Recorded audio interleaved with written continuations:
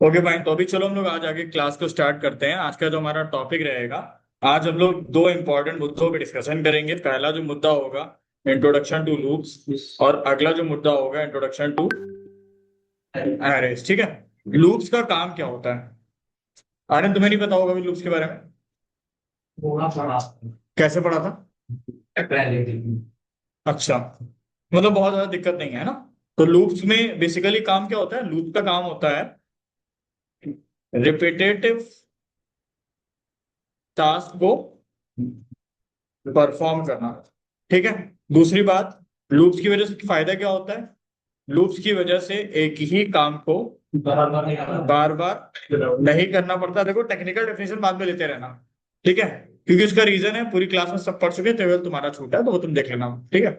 तो लूप्स का काम होता है क्या, कि एक ही काम को बार बार नहीं करना पड़ता, और एक ही काम बार बार ना करना पड़े, समय भी बचता है। दूसरी बात, अगर हम बात करें तो लूप्स जो होते हैं वो दो तीन तरह के हैं। पहला, एंट्री कंट्रोल लूप। पहला कौन सा लूप होता है? Entry control loop. और दूसरा कौन सा था? Exit control loop. ठीक है। एंट्री कंट्रोल लूप के अंदर दो लूप आते हैं। कौन कौन से? व्हाइल लूप और फॉर लूप। और एग्जिट कंट्रोल के अंदर कौन सा लूप आता है? Do while. ठीक है ना। दूसरी बात, अगर टेक्निकल डेफिनेशन की बात करें तो loops are used to perform repetitive task, और या फिर आप कह सकते हो लूप्स की वजह से हम एक ही काम को बार बार नहीं करना पड़ेगा। ऐसे समझो जैसे कि अगर मैं कहूं व्हाइल लूप और फॉर लूप में डिफरेंस क्या है, तो व्हाइल लूप का जो मेन काम होता है वो क्या होता है? कंडीशन को चेक करता है, और अगर कंडीशन ट्रू हुई तो लॉजिक एग्जीक्यूट होगा, वरना नहीं होगा। बस नहीं। फॉर लूप की अगर बात करें तो फॉर लूप का काम क्या था? एक पर्टिकुलर रेंज के बीच जब एलिमेंट्स को फेच करना हो तो फॉर लूप यूज होता है। बस नहीं। एक पर्टिकुलर रेंज के बीच में जब एलिमेंट्स को फेच करना हो तो फॉर लूप यूज होता है। और व्हाइल लूप किस लिए यूज होता है?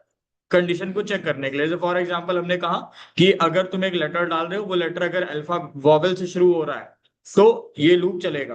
तो व्हाइल लूप का काम है। लेकिन अगर हम बोल रहे हैं कि मेरे पास 1,000 लोगों का डेटा है, मुझे उसमें से बीच के किन्हीं 100 लोगों के डेटा को निकालना है, तो हम कौन सा लूप यूज करेंगे? फॉर लूप यूज करेंगे।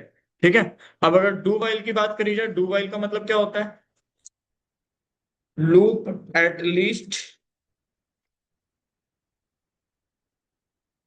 एक बार तो चलेगा ही चलेगा। लूप एटलीस्ट एक बार तो चलेगा ही चलेगा, चाहे कंडीशन ट्रू हो या फॉल्स हो। लाइक फॉर एग्जाम्पल, दो सिचुएशन समझो।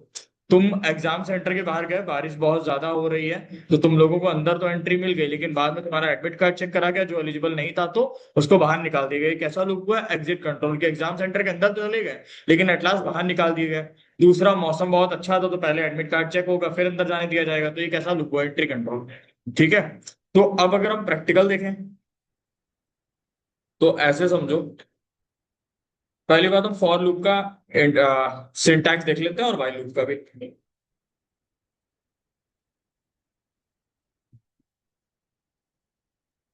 व्हाइल लूप लिखना है, और व्हाइल के अंदर कंडीशन देनी है, फिर लॉजिक लिखना है, फिर से लॉजिक लिखना है, और लास्ट में इंक्रीमेंट या डिक्रीमेंट करना है। ठीक है। जबकि फॉर लूप के अंदर क्या होता है? फॉर लूप में एक बात और है, यहाँ पर एक चीज रह गई थी, इनिशियलाइजेशन। कोई ना कोई वेरिएबल हम क्या करेंगे? इनिशियलाइज करेंगे। फॉर लूप की अगर बात करें तो पहले ही क्या हो जाता है? इनिशियलाइजेशन, और वहीं पे ही कंडीशन, और वहीं पे ही इंक्रीमेंट डिक्रीमेंट हो जाता है।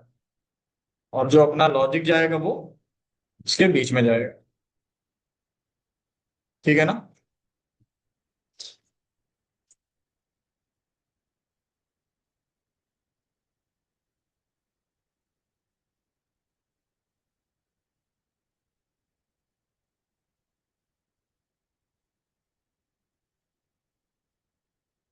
बना नहीं है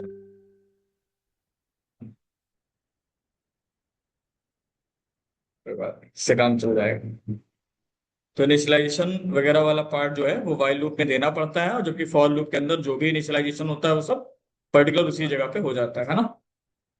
और वाइल में क्या होता है, देना होता है। देना पड़ता है अलग से। तो ये वाइल का सिंटैक्स है, ठीक है।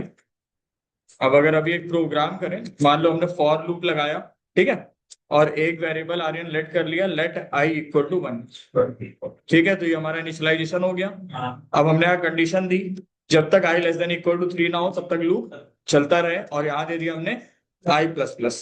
बात समझ में आई।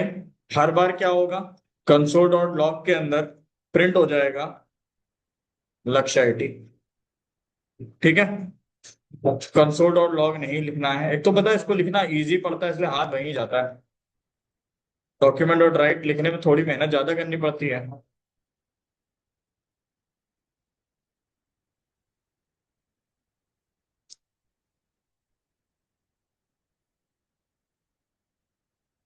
ठीक है ना।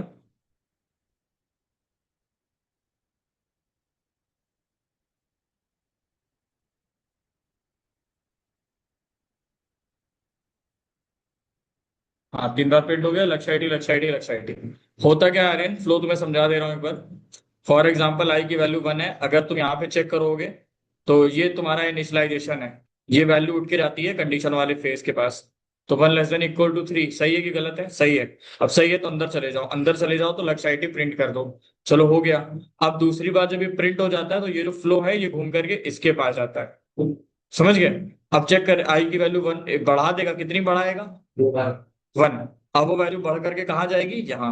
हाँ। यानी क्या हो गया, 2 लेस देन इक्वल टू 3। फिर से सही है, फिर से अंदर जाएगा, फिर लक्ष्य आईडी प्रिंट होगा, फिर से ऊपर जाएगा, फिर 3 हो जाएगी। मतलब पहली बार में यहां से यहां जाता है और अंदर जाता है, लेकिन दूसरी बार में जो चेंज आती है वो इधर ही से इधर घूमती रहती है, ऐसे ऐसे। समझ गया ना। अब अगर यहाँ पर हमें लाइन ब्रेक देना तो हमें क्या करना चाहिए था,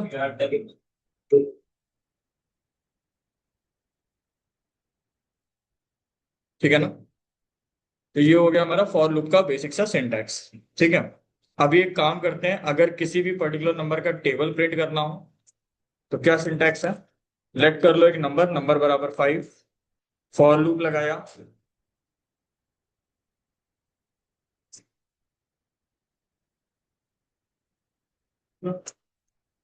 तो फॉर लूप में लेट किया आई इक्वल टू 1, और आई लेस देन इक्वल टू 10, और आई प्लस प्लस। और फिर हम लोगों ने क्या करा, कंसोल डॉट लॉग, और इसके अंदर हमने क्या करा, नंबर मल्टीप्लाई बाय आई। क्या होगा आर्यन से, 5 का टेबल प्रिंट हो जाएगा, क्यों, आई की वैल्यू 1 है, तो 1 less than equal to 10 true हुआ, तो अंदर जाएगा तो नम मल्टीप्लाई बाय आई करेगा, नम में है 5, 5 इन 5 हो गया, ठीक है। फिर दोबारा आई की वैल्यू 2 हो जाएगी, फिर अंदर आएगा, फिर नम मल्टीप्लाई बाय 2 करेगा तो 5 टू 10 हो जाएगा। कंसोल ले लेंगे।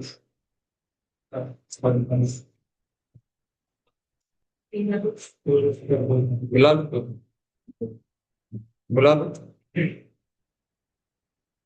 सर अगर डायरेक्ट 5 इंप्लीमेंट करना है तो क्या करें? डायरेक्ट 5 इंक्रीमेंट करना तो फिर तो मेंशन करना पड़ेगा, आई प्लस प्लस से तो एक इंक्रीमेंट होगा, बिल्कुल सही बात है। ये तुम लड़के बिल्कुल सही बात करी। तो एक काम करो ना, यहाँ से हटा दो फिर, ये वाला पार्ट छोड़ दो और यहाँ लिखो।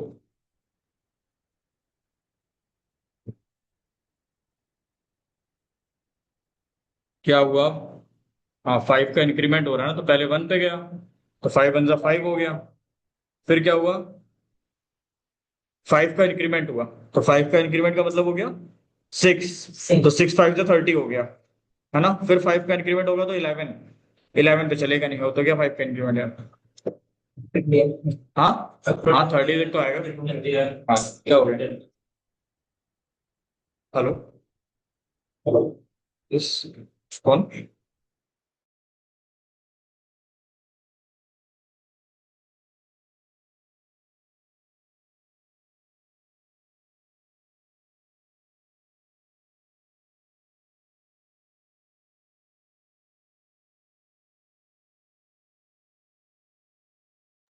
ठीक है ना शिवम, 5 का इंक्रीमेंट करने के लिए क्या करेंगे, वहां से इंक्रीमेंट हटा दो, और अलग से इंक्रीमेंट कर दो, ठीक है। अब दूसरी चीज इज दैट कि अगर इसका रिवर्स लूप पूरा प्रिंट करना हो तो रिवर्स लूप का क्या तरीका है? बोलो भाई, आई बराबर 10 से स्टार्ट करेंगे और आई ग्रेटर देन इक्वल टू 1 और आई माइनस माइनस।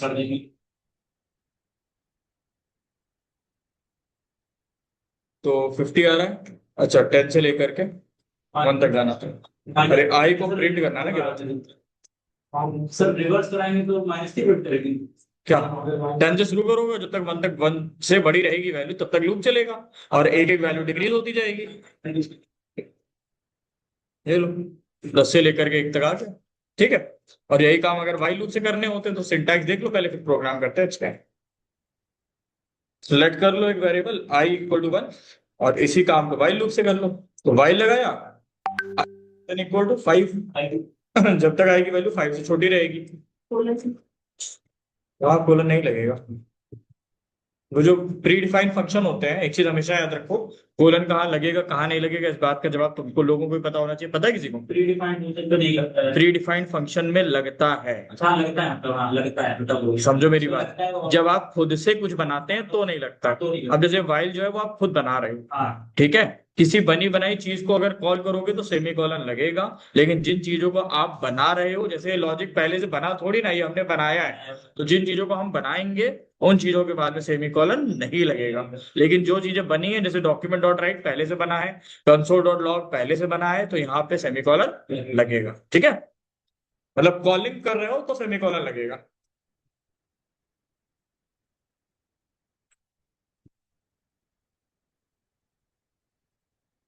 ठीक है, आई प्लस प्लस 1 2 3 4 5, तो ये भी हम लोगों ने किससे करा रहे हैं? वाइल लूप से। वाइल लूप का अगर सिंटैक्स देखो तो ये थोड़ा सा अलग है। किस तरह से अलग है? जैसे आई की वैल्यू आप 1 से स्टार्ट कर रहे हो तो ये आपका इनिशियलाइजेशन हो गया। फिर आपने यहाँ पे क्या दिया? कंडीशन दिया। और अंदर आप क्या कर रहे हो? इंक्रीमेंट कर रहे हो, समझ गए? तो इनिशियलाइजेशन से हम कहाँ गए? कंडीशन पे। और कंडीशन जब सही हुई तो लूप के अंदर गए और एट लास्ट हमारा क्या हुआ? इंक्रीमेंट या डिक्रीमेंट। समझ में आ गया? तो फॉर लूप वाइल लूप का सिंटैक्स समझ में आ गया होगा। अगला सिंटैक्स है डू वाइल लूप का। अब यही काम अगर डू वाइल लूप से करोगे तो कैसे करोगे? सेम वही बात, लेट कर लो आई बराबर 1, ठीक है, और डू लूप लगा दो। डू में क्या करोगे?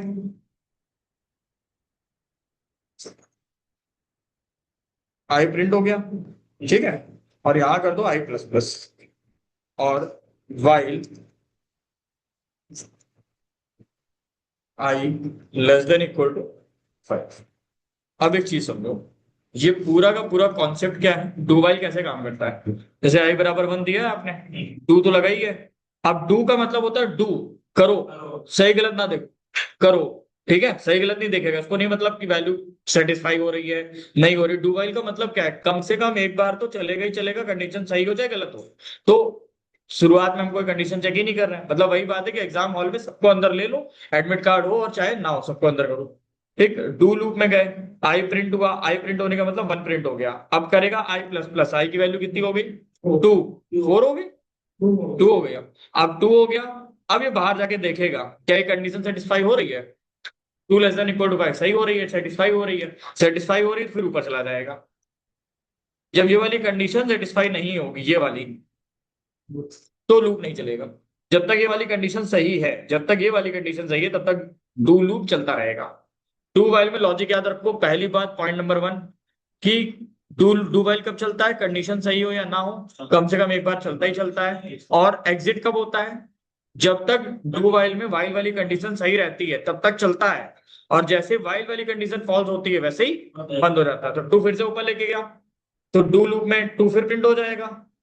फिर आई की वैल्यू बढ़ा दी, आई की वैल्यू क्या हो गई? 3, फिर सही हो गया, फिर ऊपर लेके गया 3 प्रिंट हो गया, फिर 4 प्रिंट हो गया, फिर 5 प्रिंट हो गया। अब जब ये 6 लेके आएगा तो 6 less than equal to 5, while अब यहीं पे रुक गया ना मामला। सोचो जब चेन तुम्हारी यहीं पे टूट गई तो ऊपर जाएगा कैसे? जब यहाँ पे चेन ना टूटती तो ऊपर जाता। नहीं सुनाया?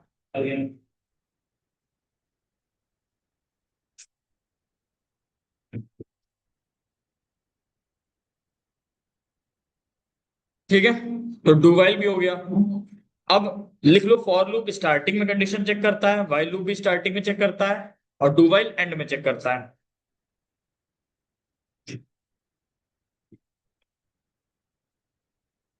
मैं क्या थोड़ा टेक्निकली बताऊं।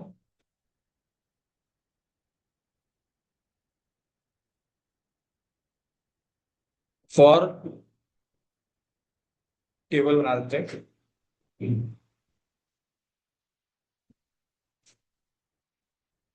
पहले क्या है, लूप का नाम, फिर क्या है, कंडीशन। ठीक है, लूप का नाम है फॉर, कंडीशन कब चेक करता है, और रिपीटिशन कितने होते हैं, ठीक है, फिक्स रिपीटिशन। ठीक, रिपीटिशन की स्पेलिंग गलत है क्या, कहाँ गलत है, वाइल, वाइल कब, स्टार्टिंग में, और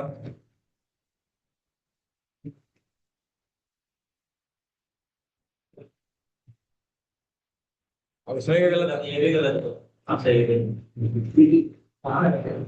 कहाँ गलत है यार,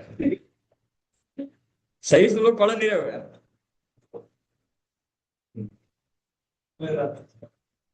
ठीक, ये याद रहेगा। हाँ लिखो लिखो।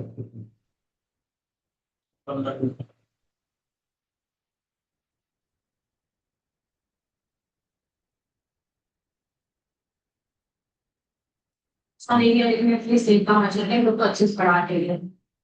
ये सब हमने पढ़ाया है इन लोगों को पाइथन में, ये सब हमने पढ़ाई है, नौकरी दे तो भी महेश मेरे पास सब कुछ पढ़ा ये सब मैं पढ़ाया मैंने लोगों में, तो जेएस में लोग कंसोल डॉट लॉग कर रहे थे बस। नहीं, मुझे लगा महेश पढ़ा के लिए इन लोगों को ये सब। कितना डीप में बैठा फटाक समझाई एक लाइन। हाँ भाई साहब, क्रेडिट भी नहीं मिलता आजकल। बस ये लोग जावास्क्रिप्ट में कंसोल डॉट लॉग कर लेते थे। हाँ,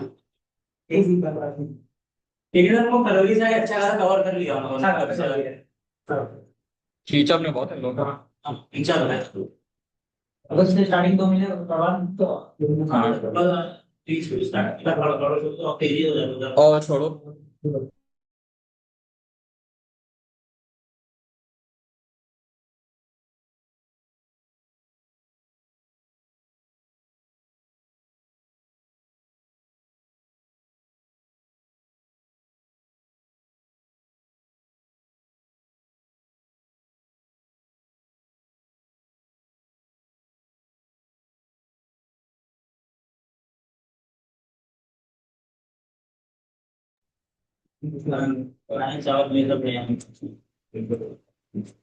नेस्टेड लूप, नेस्टेड लूप का मतलब क्या है, लूप के अंदर लूप है ना। अब एक चीज समझो, नेस्टेड लूप को ऐसे समझो जैसे बस में गए।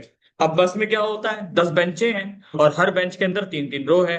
ठीक है, तो जो बेंच है उसको रो गिनो, और जो हर बेंच के अंदर सीटें हैं उसको कॉलम गिनो। समझ गए, तो बस बस वाला सीन समझ लो नेस्टेड लूप को।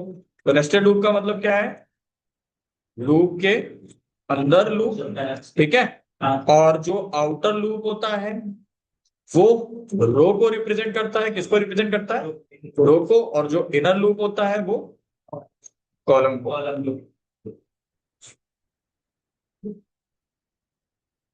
ठीक, लाइक का बस, एक डायग्राम समझते हैं। जैसे मान लो एक बस की 5 सीटर बस है, ठीक है, ये पहली बेंच है, ये दूसरी बेंच है, ये तीसरी है, ट्रेवलर है ना, तो पीछे चौड़ी होती है। ये चौथी बेंच है, ठीक है, और हर ये देखो, ये हो गया R1, ठीक है, R2, अरे समझ गया, हो गया R3, R4 और R5, ठीक है, और हर एक के अंदर 3 3 कॉलम। तो एक दो, फिर एक दो, जैसे ये जगह ज्यादा छोटी यहाँ पे। कही रहे जगह यूज के लिए, मगर अनुज को एकदम आ गए छत पे, छत पे, नहीं नहीं छत पे, ठीक है। तो ये हो गया तुम्हारा नेस्टेड लूप।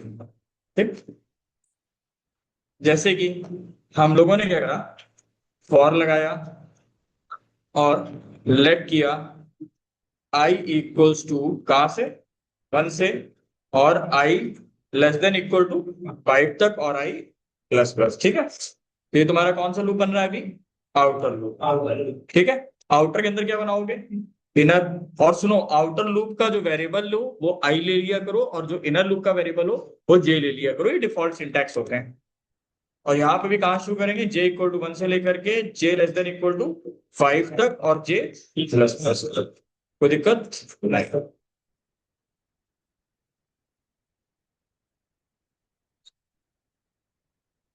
ठीक है, फिर हाँ मैं डॉक्यूमेंट डॉट राइट, सर पढ़ा रहे हैं तो और यहाँ पे लगा दिया स्टार, स्पेस दे दिया, सेमीकोलन। भिजवा। ठीक है, फिर डॉक्यूमेंट डॉट राइट, और फिर dr। अब मेरी चीजों को समझना बहुत ध्यान से। जैसे कि अब ये पूरा आर्किटेक्चर कैसे काम करेगा। ये तुम्हारा आउटर लूप है। आउटर लूप किसको रिप्रेजेंट करता है, रो को।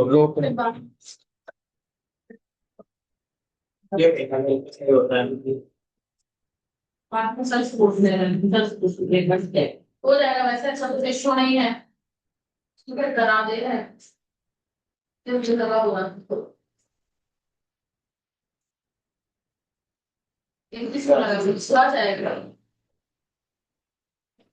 तुम्हारी स्क्वाड इंग्लिश में नहीं करती करा है ऐसा कुछ इसलिए बनता नहीं है सब।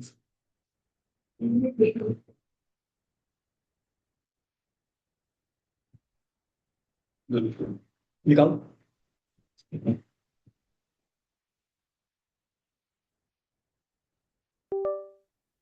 अब ठीक है,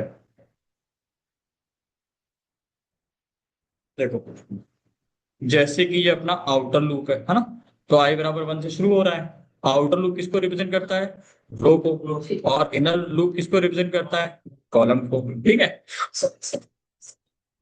और कल एक बार को पेपर पूरा होता है किस तारीख को, किस तारीख को निशान नहीं पाएगा। तो हमने उससे बोला कि अगर इसको कहाँ पाए तो 22 को भेज तो दो। 22-23 को ही तो है, 22 तो लक्ष्य भी देगा पेपर, वो देगा। एक बार पेपर लगा 21 तारीख को, जिसमें से 21 को नहीं है। ठीक है, 22-23 वाले स्कैनर भेज दीजिए। ठीक है।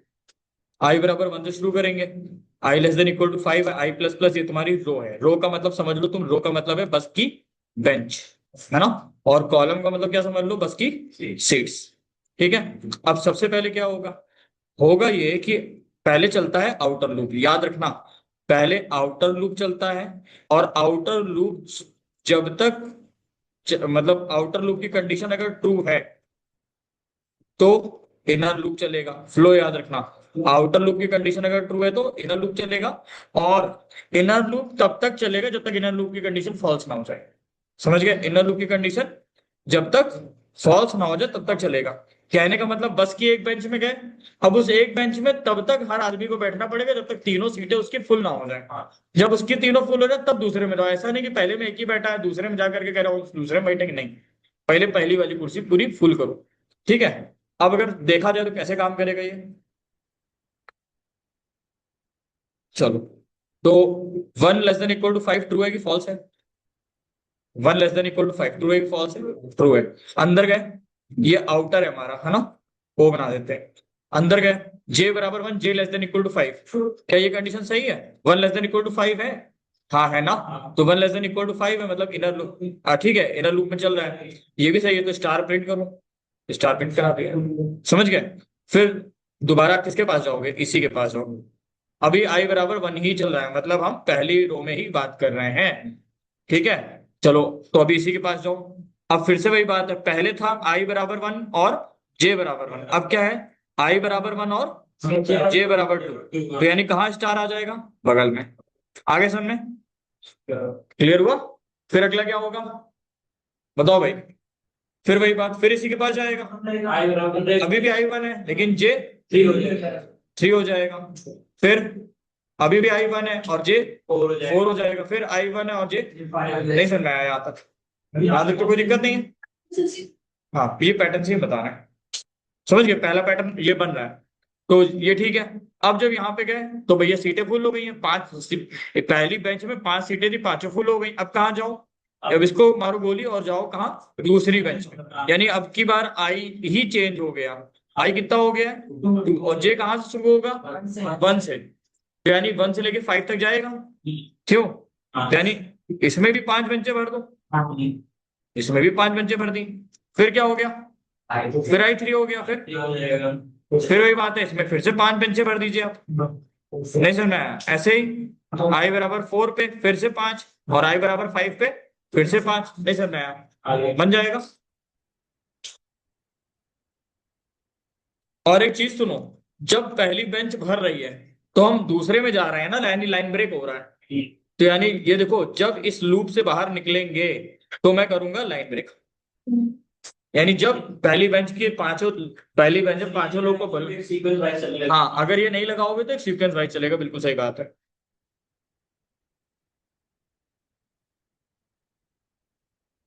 समझ आया कि नहीं आया? कोई दिक्कत? मैं आपको भेज दें क्या? एक मिनट, भेज दें। मैं आपको भेज मोहिनी के भाई को भेज दूँ। भेज दिया महीने के भाई को।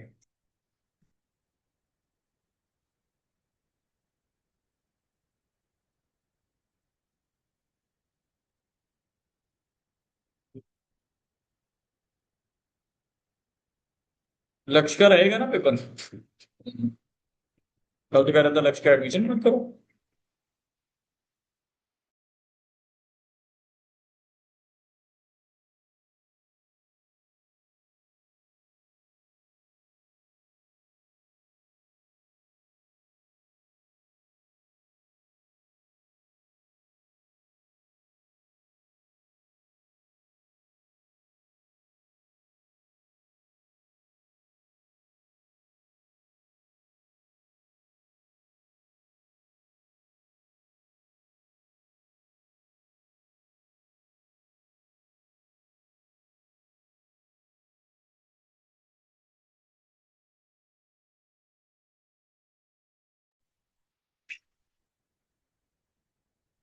ये सुन रहे हैं ना?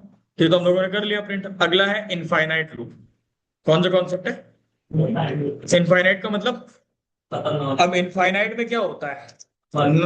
कुछ भी नहीं देना है, ना इनिशियलाइजेशन, ना कंडीशन, और ना इंक्रीमेंट डिक्रीमेंट। तो लूप कहाँ चलेगा? जब कुछ दिया ही नहीं है तो इनफाइनाइट टाइम चल जाएगा। क्या प्रिंट होगा? Infinite time. चलो राधे राधे, प्रिंट कर देते इनफाइनाइट टाइम। ठीक। ऐसे याद आया क्या? इसमें कोई बोला इसी का रिकॉर्ड है क्या? मैंने कहा नहीं, नीचे गया रिकॉर्ड है इसमें इसी जो है दोनों गेट खुले। देखा गेट का तो कौन? राधे राधे गेट को बंद कर दो भाई, क्या लगा गेट खुला है। देखो वाला तो बंद करो तो सारा गेट। देखो क्या दे रहा है, पेज टाइम हो गया उसका, इनफाइनाइट लूप चल रहा है। मतलब पेज हैंग हो जाता है। हाँ, तो कहाँ तक चलाएगा यार? कंसोल डॉट लॉग पे चलाओ। Das ist für ein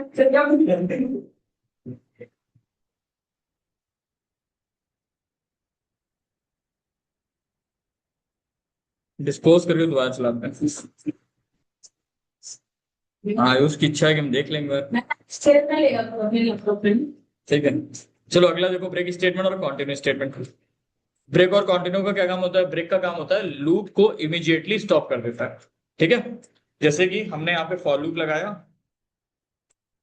और फॉर के अंदर हमने दे दिया लेट आई बराबर 1, और आई लेस देन इक्वल टू 10, और आई प्लस प्लस। ठीक है, अब हम यहाँ कंडीशन लगाएंगे कि जब आई 5 के बराबर आ जाए, जब आई 5 के बराबर आ जाए तो वहीं से हमारा प्रोग्राम क्या हो जाए?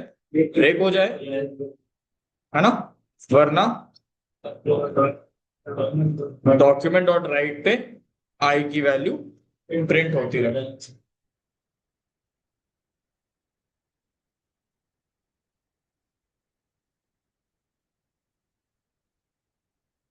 अब इस प्रोग्राम के फ्लो को समझो। वो फ्लो ऐसा होगा कि सबसे पहले आई बराबर 1 है, तो 1 लेस देन इक्वल टू 10 तो है ही है, अंदर गया। अब अंदर जब जाएगा तो पहले इस वाले पार्ट को चेक करेगा वो। अब इस वाले पार्ट में देखा जाए तो i बराबर तो 5 लिखा है, से लेके आएगा तो पेपर देगा। है ना, तो ये इग्नोर हो जाएगा अभी, क्योंकि हम तो 1 पे काम कर रहे हैं, तो 1 प्रिंट हो जाएगा। फिर क्या होगा, ब्रेक हो जाएगी लाइन, फिर ऊपर जाएगा, है ना, फिर 2 लेके आएगा, 2 पे भी ये वाला पार्ट नहीं चलेगा, फिर 3 पे भी ये पार्ट नहीं चलेगा, 4 पे भी नहीं चलेगा। जब 5 आएगा तो ये वाला पार्ट चल जाएगा, ये वाला पार्ट चलेगा, मतलब वहीं से प्रोग्राम क्या हो जाएगा, ब्रेक हो जाएगा। ब्रेक का मतलब होता है वहीं से लूप बंद हो जाएगा। क्विट हो जाता है। ब्रेक क्या करता है, वहीं से लूप को क्विट कर देता है, ठीक है ना।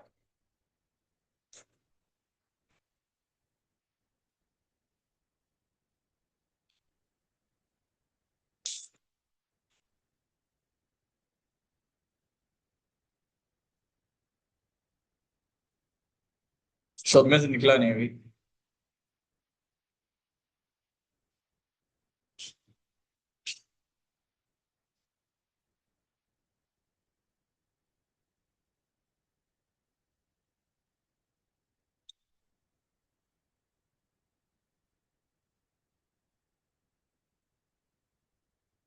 फिर नाटक करता है चलिए।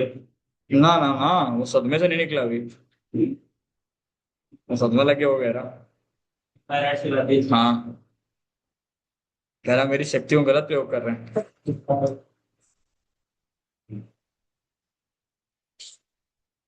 बंद ही हो जाए, बंद भी नहीं हो रहा है, ठीक है। है ना, 4 तक प्रिंट होगा। अगला क्या है, कंटिन्यू। अब कंटिन्यू में क्या करता है, करंट इटरेशन को स्किप कर देगा। जैसे अगर तुम यहाँ पे ब्रेक की जगह कंटिन्यू लगाओ, अगर 5 तुम्हारा लगा है तो इसका मतलब क्या होगा, यहीं से कंटिन्यू कर जाएगा, आगे जाएगा ही नहीं, तो 5 वाला पार्ट बस स्किप हो जाएगा। समझ गया ना, आगे नहीं जाएगा, देख रहे हो, 5 वाला पार्ट स्किप हो गया, क्योंकि 5 वाले में क्या हुआ कि 5 जब आया तो अंदर चला गया, अंदर उसको कंटिन्यू कर दिया गया। कंटिन्यू का मतलब वापस चले जाओ, तो वापस चला गया तो मतलब आगे की 2 लाइनें चल ही नहीं पाई, आगे की 2 लाइनें नहीं चली तो 5 प्रिंट ही नहीं हुआ, यानी वो यूज ही नहीं हो पाया। समझ आ गया, तो ये बेसिक ऑपरेशन थे। अब तुम लोगों को बताने जा रहे हैं फॉर फंक्शन, फॉर के साथ, फॉर ऑफ, कॉन्सेप्ट का नाम है for of loop, for dash dash, for dot dot dot of.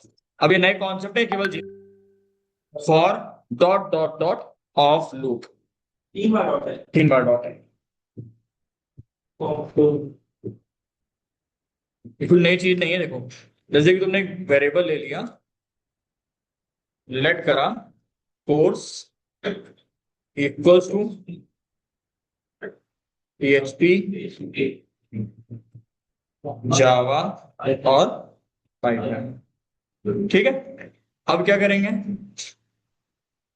For, और यहाँ पे तुम करो लेट लगाया, एक वेरिएबल ले लिया किस नाम से, आइटम के नाम से, ऑफ कोर्स, मतलब समझे, कोर्स का एक एक एलिमेंट किसमें जाएगा, आइटम नाम के वेरिएबल में, और फिर हम क्या करेंगे, आइटम नाम के वेरिएबल को प्रिंट करते रहेंगे। नहीं समझ में आया, आ गया, ठीक है। PHP, जावा और पाइथन, लिखना तो नहीं सिंटैक्स, नहीं, रिकॉर्डिंग से लिखते हो क्या, फिर याद रहेगा। अगला है फॉर इन लूप, ये है फॉर ऑफ, देखो फॉर के साथ ऑफ लगा है।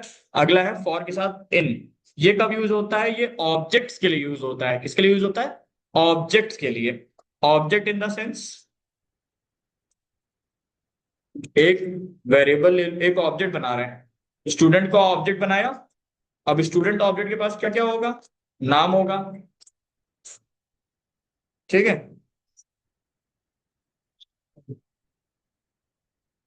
और उसकी एक एज होगी, और उसकी एक, उसका मान लो एक कोर्स होगा, है ना, कोर्स डाल दिया, वेब डी, ठीक है, और बस बन गया ना। आगे तो एलिमेंट डालने नहीं, और लास्ट में सेमीकोलन डाल दो, इसको ऑब्जेक्ट बोलते हैं। ऑब्जेक्ट का मतलब क्या हो गया, एक ही व्यक्ति की काफी सारी चीजों को स्टोर करना। अब जैसे हम यहाँ लिखते हैं फॉर लूप लगाते हैं, और फॉर के अंदर हम लिखते हैं लेट, एक वेरिएबल ले लिया की नाम का, इन स्टूडेंट, समझ गए। अब ये प्रिंट कैसे करता है, डॉक्यूमेंट डॉट राइट लिखो। इसका तरीका ये है कि पहले तुम की प्रिंट करो। व्हाट इज की, की का मतलब हेडिंग, हेडिंग जैसे नेम की है, एज की है, कोर्स की है, और रितेश 22 वेबडी ये क्या है, वैल्यू है, तो की वैल्यू डिक्शनरी समझ लो। ठीक है, तो पहले की प्रिंट कराई और की के बाद में एक कोलन, ठीक है, फिर प्लस लगाया, फिर क्या प्रिंट करेंगे, स्टूडेंट ऑफ की, मतलब समझे, मतलब इसका ये है, मतलब ये निकलेगा की प्रिंट करो, की का मतलब नेम, प्रिंट नेम छप गया। अब स्टूडेंट ऑफ की का मतलब है student of name, student of name में क्या रखा है, रितेश, ठीक है, फिर की कितनी हुई 22, सॉरी की हुई एज, फिर हुआ स्टूडेंट ऑफ एज कितना बन गया 22, समझ गया ना। अरे ना है समझ, नेम रितेश एज 22 और यहाँ पे क्या लगा देना चाहिए था,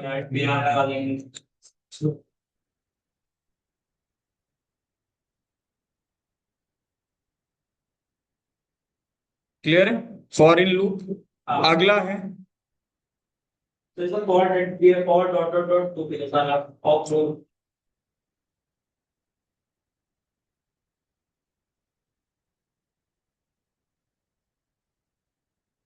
लिख लिया। अगला है एरे लूप। एरे नहीं पता किसी को क्या होता है, व्हाट इज एरे, पढ़ा किसी ने, नहीं, तो लिस्ट की तरह होता है, डेटा स्टोर करता है। हाँ, एरे ऐसे समझो जैसे कि, देखो दो तीन पॉइंट में डेफिनेशन समझ लो। Array is a collection of data of, data जी जी सार्थक जी, जियो की एयरटेल का array is a collection of dash of homogeneous dash, ठीक है? तो जियो की एरे जो होता है वो होमोजेनियस डेटा का कलेक्शन होता है। होमोजेनियस का मतलब क्या होगा, जिसका डेटा टाइप सेम होता है, मतलब उसमें इंटीजर भी होगा, स्ट्रिंग भी होगा, और सॉरी, होमोजेनियस का मतलब होगा सेम डेटा टाइप, होमोजेनियस का मतलब है सेम डेटा टाइप, मतलब अगर इंटीजर है तो इंटीजर ही रहेगा, और अगर मैं कह रहा हूँ स्ट्रिंग है तो स्ट्रिंग ही रहेगी। लेकिन जावा स्क्रिप्ट का जो एरे है वो मल्टी फंक्शनल है, यानी जावा स्क्रिप्ट में जो हम एरे बनाते हैं उसमें हर तरह का डेटा स्टोर हो सकता है।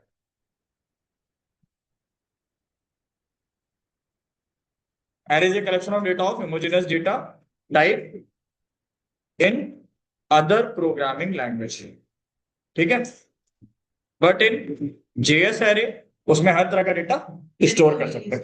हाँ हाँ, हेटेरोजेनस जा सकता है, मतलब कहने का।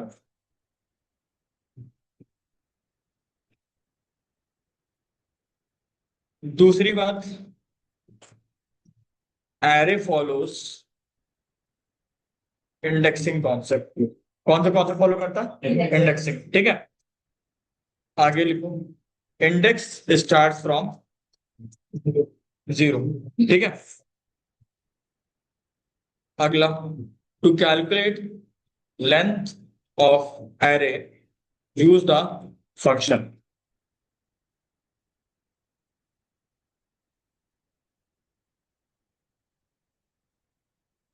कौन सा फंक्शन यूज करते हैं, एरे डॉट लेंथ, ठीक है।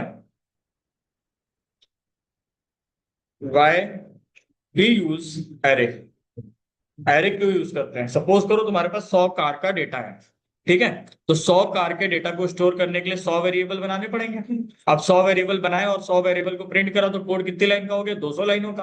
अब इस केस में अगर हम एरे बनाते हैं तो हमने एक एरे वेरिएबल बनाया, उसमें 100 कार का डेटा स्टोर कर दिया। सो अब मान लो हम कह रहे हैं 100 कार के केस में 100 वेरिएबल लेना, चलो फिर भी ठीक है। What will happen if you have a data of 1000 cars, तो क्या 1000 वेरिएबल लेंगे, नहीं, तो इसका अल्टरनेटिव क्या है, एरे। पसंद आ गई। अभी हम एक फंक्शन बनाए, मतलब एक प्रोग्राम करने जा रहे हैं जिसमें कि हम एरे में एलिमेंट स्टोर करेंगे और एरे के हर एक एलिमेंट को एक एक करके प्रिंट कराएंगे। जैसे कि लेट कर लो एक वेरिएबल किस नाम से, ARR, और एक एरे बना दो, इसमें सारा डेटा जो है वो सेम टाइप का डाला है, मतलब कैसा डेटा है ये, होमोजेनस। अब हमने क्या करा, फॉर लेट कर लो एक वेरिएबल आई बराबर 0, क्योंकि इंडेक्सिंग होती है ना एरे में, एरे तो ये 0 इंडेक्स है, ये तुम्हारा 1 इंडेक्स है, और ये 2 इंडेक्स है, ये 3 इंडेक्स है, तो 0 से शुरू करा, और कितनी बार लूप चलाना है, आई लेस देन 4 तक, 0 1 2 3 4 तक करोगे तभी तो 3 बार चलेगा, और आई प्लस प्लस, और क्या करेंगे, डॉक्यूमेंट और राइट के अंदर प्रिंट करा देंगे क्या, ARR, और ब्रैकेट में लिख दो उसका इंडेक्स। यानी पहले ये लूप चल कैसे रहा है, थोड़ा मैकेनिज्म समझ लो इसका। इसका मैकेनिज्म ऐसा है, मान लो इसकी इंडेक्सिंग है 0, ठीक है, 1, 2 और 3। तो i बराबर 0 से लेके i<4 तक चलना है, तो 0<4 सही बात है ना। हाँ अंदर जाओ, ARR ऑफ 0 की वैल्यू प्रिंट करा दो। किसकी वैल्यू प्रिंट करा रहे हैं, यार ARR ऑफ 0। ARR ऑफ 0 का मतलब क्या हो गया, 10, ठीक है। फिर इंक्रीमेंट कर दो 1 का। हाँ। अब क्या हो गया, i कितना हो गया, 1। अब कह रहा है कि ARR ऑफ 1 की वैल्यू प्रिंट करा दो, तो ARR ऑफ 1 कितना हो गया, 20 हो गया। फिर क्या हो गया, ARR ऑफ 2 की वैल्यू प्रिंट करा दो, कितना हो गया, 30। फिर ARR ऑफ 4 की वैल्यू प्रिंट करा दो, कितना हो गया, अरे 3, कितना हो गया, 40। और जैसे आई लेस देन इक्वल टू 4 तक चलेगा ना, लेस देन 4 तक, अब जैसे 5 जाएगी वैल्यू, सॉरी 4 जाएगी वैल्यू, तो वैसे क्या हो जाएगा, एग्जिट मार देगा। बात सुनाई। Yes sir.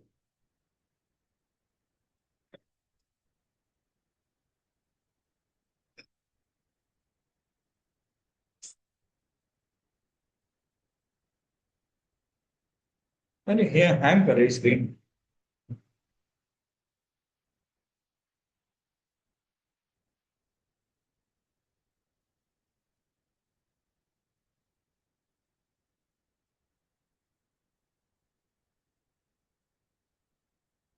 और 10, 20, 30, ठीक है। तो कहां तक हो गया, हम लोगों ने एरे करना शुरू किया है अभी, एरे की लूपिंग हो गई। अच्छा एक बात, अगर हमें इस पर्टिकुलर लिस्ट में से केवल इवन नंबर्स को प्रिंट करना हो, मतलब एक रेंज के बीच में, हम चाहते हैं कि एक रेंज के बीच में सिर्फ इवन नंबर को प्रिंट करें, तो i बराबर 1 और i<=20 दे दिया, और यहाँ क्या दे दिया, i++।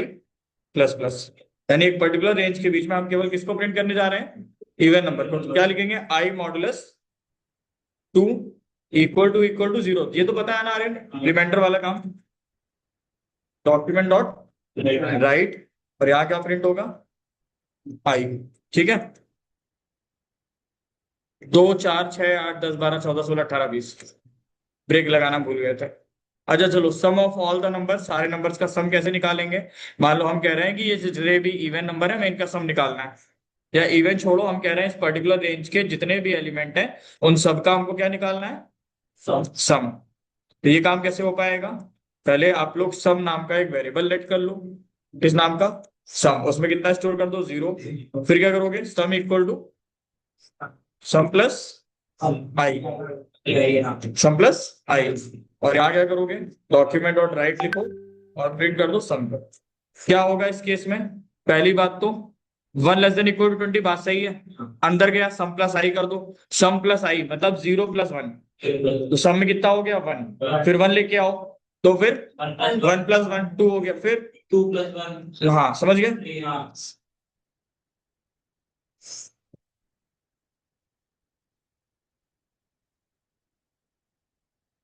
अब कुछ थोड़ा अच्छे क्वेश्चंस कर लेते हैं। अच्छे questions in the sense, let करा एक वेरिएबल स्टूडेंट्स का, इस क्लास में जितने भी स्टूडेंट्स हैं,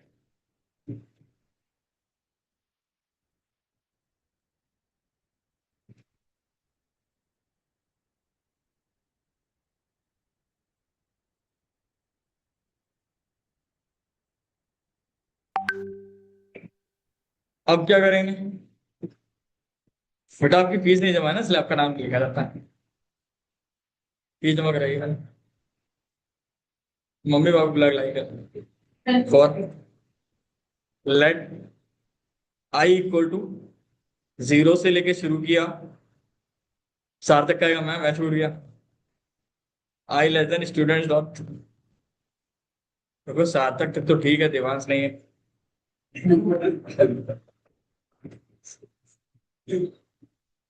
अरे सर ऐसा कैसा हो गया, मैं आया नहीं तो मेरा नाम नहीं लिखा आपने। तो सर आपसे गलती करते हो, गलती है। हाँ ठीक है।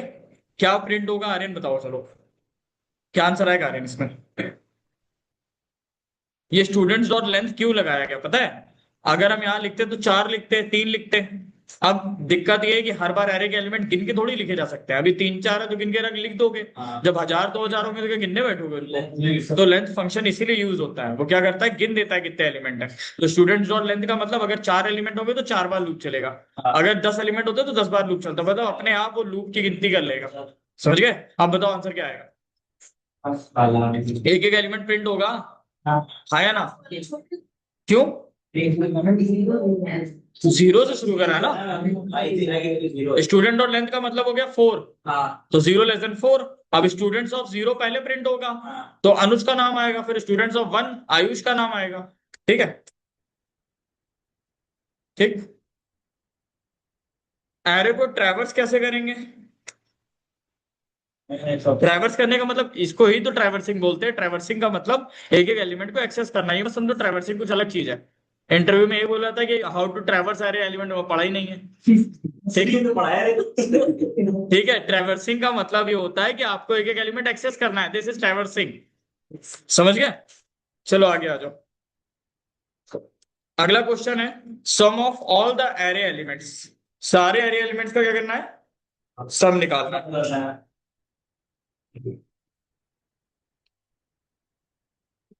ठीक, कोई आएगा? आंधी आ गई?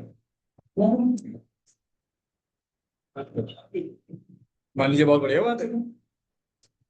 0 शुरू किया और i less than numbers dot length और i प्लस।